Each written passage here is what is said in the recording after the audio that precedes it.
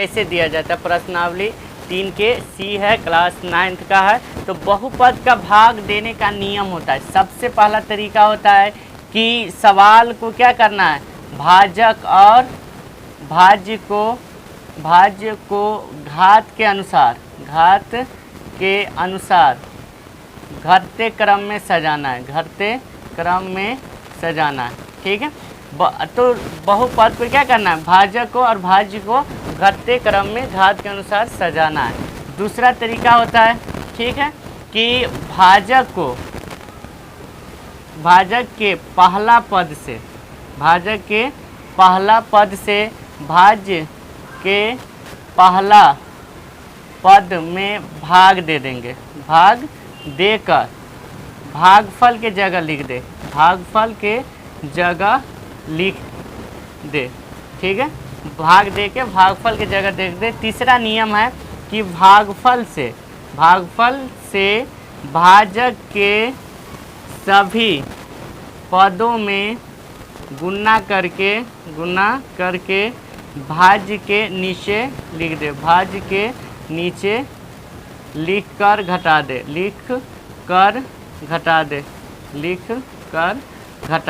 ठीक है। इसी तरह क्या करेंगे, फिर बार बार नियम यही दोहराएंगे, ठीक है। तो इसमें आते हैं, सबसे पहले आते हैं कि भाजक किसको कहते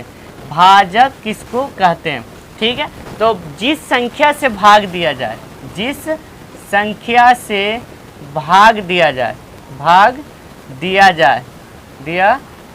उसे भाजक कहते हैं, ठीक है। जैसे मान लीजिए हमको क्या करना है, 2 से 9 में भाग देना है। 2 से क्या करना है, 9 में भाग देना है, ठीक। तो 2 से भाग देंगे तो 4 मरतबे आ जाएगा। तो 9 4 दूना 2 चौका 8 हो जाएगा, 1 हो जाएगा। तो ये 2 भाग है जिससे हम भाग देते हैं उसको क्या कहते हैं, भाजक बोलते हैं। जिसमें भाग देते हैं उसको भाज्य बोलते हैं। और ये जितना मरतबे आ गया उसको क्या कहते हैं, भाजक कहते हैं, ठीक है। और ये जो बच गया उसको शेषफल कहते हैं, ठीक है। तो दूसरा हो गया कि भाज्य किसको कहते हैं, तो बीच वाला को क्या कहते हैं, भाज्य कहते हैं। भाज्य का मतलब होता है कि जिसमें भाग दिया जाए उसको हम भाज्य कहते हैं, यानी बीच वाला भाग को भाज्य हो गया। भागफल कहते हैं कि जितना मरतबे आ जाए, ठीक है, जितना मरतबे, इसको उर्दू वर्ड है, जितना मरतबे आ जाए उसे हम क्या कहते हैं, भागफल कहते हैं। भागफल और शेष का मतलब होता है जो बचता है उसको क्या कहते हैं, शेष कहते हैं। तो भाज्य मतलब जिससे भाग दिया जाए, भाजक मतलब होता है यानी शुरू वाला को भाजक कहते हैं, बीच वाला को भाज्य कहते हैं, और इधर जो बचता है उसको भागफल कहते हैं, नीचे जो बचता है उसको शेषफल कहते हैं, ठीक है। तो सबसे पहला तरीका हम किसको क्या करेंगे, भाजक को और भाजक को घटते क्रम में घात के अनुसार सजाएंगे, ठीक है। तो यहाँ पे ये आ जाएगा कितना, ये ठीक है, x - 3, ये सही है। उसके बाद क्या करेंगे, इसको उतारेंगे। तो इसमें देखिए यहाँ पर पावर 1 है, यहाँ पर पावर 2 है, यहाँ पे 3 है। तो ये सजल नहीं है, इसको हम सजा के उतारेंगे। तो सबसे पहले पावर 3 वाला क्या करेंगे, यहाँ पे उतारेंगे, ठीक है। उसके बाद ये घटाव जोड़ है तो जोड़ यहाँ पे देना ज़रूरी नहीं है, लेकिन यहाँ पे पावर 2 वाला -8 है, तो इसको हम क्या करेंगे, माइनस के साथ यहाँ पर उतारेंगे, ठीक। उसके बाद अब प्लस होगा कि माइनस हम अभी नहीं लिखेंगे, यहाँ पर देखेंगे कि यहाँ पर क्या है।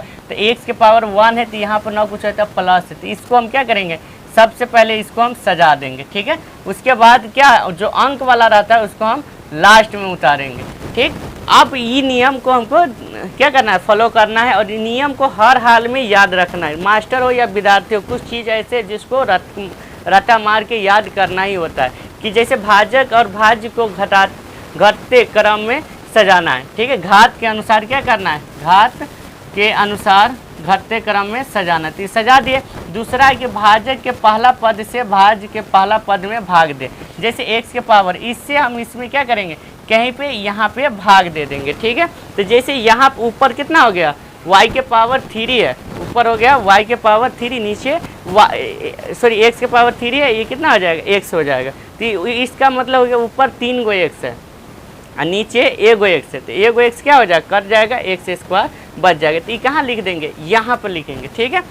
अब यहाँ पे क्या करेंगे, लिख दिए। अब पहला तरीका है कि पहला पद से पहला में क्या करना है, भाग देना है। उसके बाद जो भाग आएगा नीचे से नीचे यहाँ पे लिखा है, और फिर ये भागफल से ये दोनों में गुना करेंगे।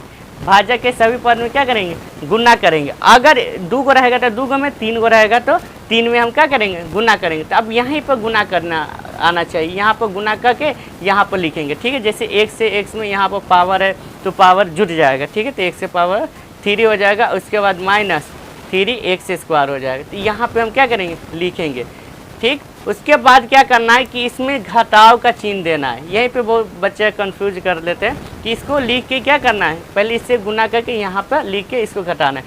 यहाँ पे ना कुछ के चिन्ह है तो कितना है, प्लस है, इसके लिए घटाएंगे तो माइनस हो जाएगा, और यहाँ पे माइनस है तो ये प्लस हो जाएगा। इसको घटाएंगे तो चिन्ह क्या हो जाता है, चेंज हो जाता है, और चेंज होगा तो प्लस वाला ये माइनस वाला, तो एगो पहले का कट जाएगा।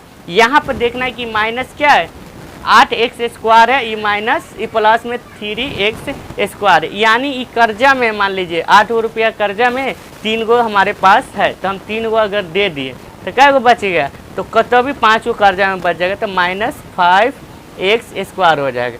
और उसके बाद जो बचेगा वो सारा क्या करेंगे, यहाँ पे हम उतार देंगे, ठीक है। और फिर वही प्रक्रिया जो ये चीज़ हम किए थे ना, वही प्रक्रिया हम बार बार क्या करेंगे, यहाँ तक लाएंगे। जैसे देख लीजिए मैथ का क्या होता है कि 4-5 गो स्टेप होता है, आंसर तक लाने के लिए कितना हो जाएगा, 4-5 गो स्टेप होता है, सीढ़ी होता है, ठीक है। इसको बोलते हैं स्टेप। अब हमको क्या करना है, चाहे विद्यार्थी को हर स्टेप पर ध्यान से देखना होता है कि मास्टर साहब कैसे से कैसे गए, कैसे से कैसे गए। तो बहुत सारे बच्चे सब जब है ना मास्टर साहब पढ़ाते रहते तो मूरी एनी मुनी करता रहता है, ठीक है, इधर उधर ध्यान रहता है, तो उस बच्चा को कुछ नहीं समझ में आएगा। समझने के लिए क्या करना होता है, हर स्टेप को समझना है, ताकि बच्चा अगर मान लीजिए किसी को नहीं आता है समझ में, फिर भी वो कोशिश करके पहला स्टेप समझ लिया, फिर दूसरा स्टेप समझ लिया, फिर 2 बेर 4 बेर सवाल को बताएंगे तो तीसरा तक पहुंच जाएगा, फिर अंत में क्या हो जाएगा, लास्ट में आंसर तक आ जाएगा, ठीक है। तो हमको क्या करना, चाहे जो भी विद्यार्थी है उस सबको एकदम अच्छा तरीके से हर स्टेप पर ध्यान देना, ताकि एक दिन कभी हो जाए आंसर तक पहुँच जाए, ठीक। तो यहाँ पर हमको क्या करना है, फिर से इसमें भाग देना, तो 1 से इसमें भाग देंगे, तो यहाँ पर रफ हम करते हैं, इसको भाग देंगे 1 से, ठीक है। तो अब कितना मतलब आ जाएगा, 1 से यहाँ पर 2 को 1 से, तो ये वो कट गया, तो -5x, इसको क्या करेंगे, -5x यहाँ पर लिख देंगे, ठीक है। तो -5 से अब इस दोनों में गुना करेंगे, तो -5x से x - 3 में क्या करेंगे, गुना करेंगे, तो ये हो जाएगा -5x², माइनस हो जाएगा प्लस 15x हो जाएगा, कितना क्या हो जाएगा, 15x हो जाएगा। तो यहाँ पर लिख देंगे -5x² प्लस 15x। फिर हम क्या करेंगे, वही चिन्ह चेंज करेंगे, तो माइनस है तो ये प्लस हो जाएगा, और ये प्लस है तो माइनस हो जाएगा।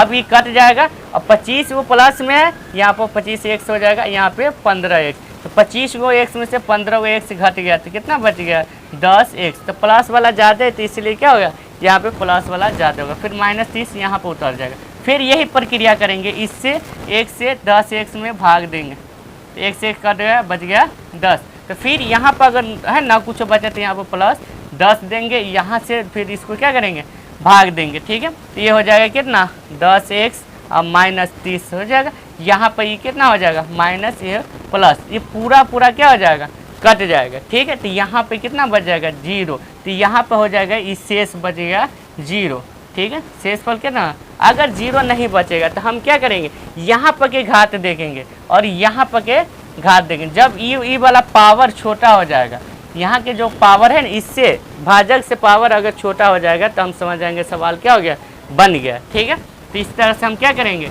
बना लेंगे, ठीक है। और एगो सबसे लास्ट में एगो सवाल सूत्र होता है, भाज्य बराबर होता है भाजक गुने भागफल और प्लस शेषफल, इसको भी याद रखना है, ठीक है। कहीं कहीं ये भी क्या होता है, यूज होता है। तो इस तरह से हम लोग भाग बना सकते हैं बहुपद का।